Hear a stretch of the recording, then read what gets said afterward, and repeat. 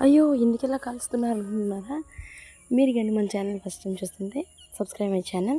మ్యాటర్‌లోకొచ్చేస్తే మేము ఏదైనా పంట వేసే ముందు దాన్ని ఇలా కాల్చేస్తే అంటే ఆ పంట అయిపోయిన తర్వాత దాని యొక్క వేస్ట్ అంతా కాల్చేస్తే ఇలా మంచిగా కాల్చేసి దున్నేయడం వల్ల అది మంచిగా ఎరువులా తయారవుతుంది.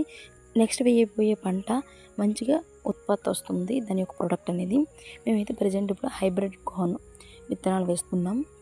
ఇలా సాలు తోలుకొని సాలు మధ్యలో వేసుకెళ్ళిపోతే ఒక లైన్ వైజ్‌గా అవనేవి మొక్కలనేవి వస్తాయి. దాని తర్వాత అదంతా మంచిగా చుట్టూరు ఇలా గోడల్లాగా అంటే ఒక మడిని మొత్తం ఇవి కట్టేసుకోవాలి. వాటర్ బయటికి వెళ్ళకుండా ఇలా అంచులు కట్టేసుకోవాలి. కట్టుకుంటూ మంచిగా వాటర్ వెళ్ళి వాటి యొక్క విత్తనాలన్నీ నాని మంచిగా మొలకలు వస్తాయి. ఒక 5 డేస్‌కి ఇలా మొలకలు వచ్చాయి. కానీ వేరంగా వచ్చినట్టే. ఇంకా దీని యొక్క యూజెస్ అని మేము ఏమేసి పెంచుతున్నామో మీకు చూపిస్తాను. అలాగే మన ఛానల్ సబ్స్క్రైబ్ చేసుకుంటే